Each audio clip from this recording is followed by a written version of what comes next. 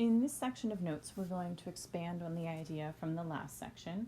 So in the last section, we had a random variable, and we looked at what would happen if we would add or subtract or multiply or divide by a constant. Now we're going to look at what happens if we take two random variables and we add or subtract those two random variables. So in this case, we're going to go back to that example about Pete's Jeep Tours, but we're now going to look at a different company, Aaron's Adventures, and we're going to see what happens if we add those distributions. So you'll remember Pete's distribution from before, and now here is Aaron's distribution. So we have already taken these values, we've used our calculator, stored these values into lists, and come up with the mean and the standard deviation for both distributions. So when we go to add them, for the means, it's pretty straightforward. You just take the mean of Pete's distribution and the mean of Aaron's distribution and add them together, and that gives you the mean of the new distribution where we're finding the total number of people participating on both of these tour groups. However, standard deviation is a little bit different.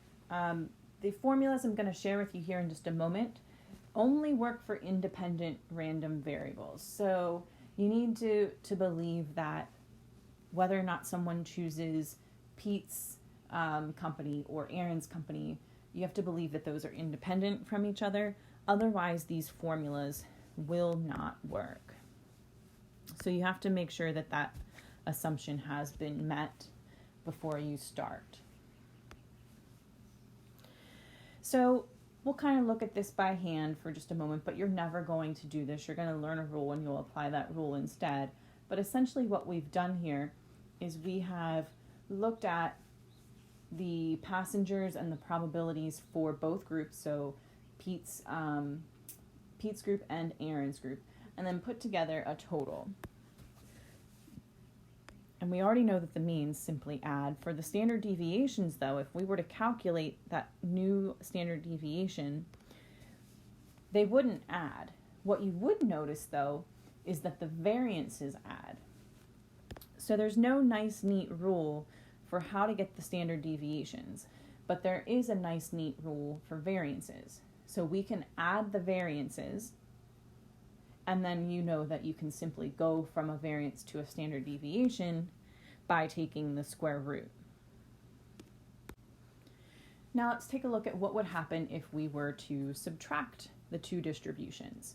Well, the mean's pretty straightforward again. You just take the two means and subtract them, and that gives you the new mean. The variances, however, they still add. So that can be a little counterintuitive at first, but if you think about it, you're still introducing more variability. Remember that variance is a measure of spread. So when you subtract two distributions, you're making them more variable, so it kind of makes sense that you should increase the variability.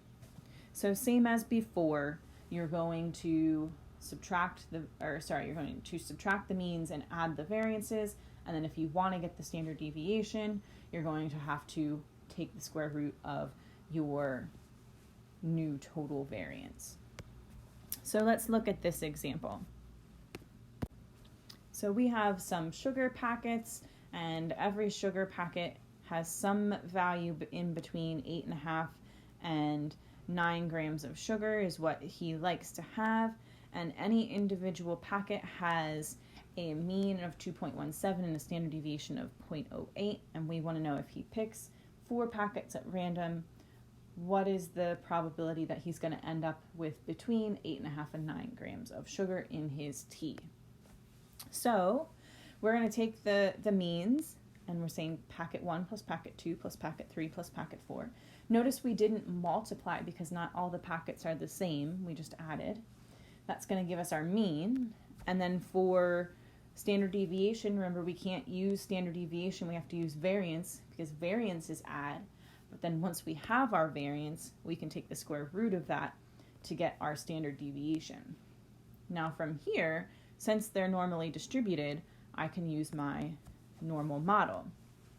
I can either use my z-scores and table A, or I could have done normal CDF and then I could have used 8.5 as my lower, 9 as my upper, the 8.68 as the mean, and the 0.16 as the standard deviation.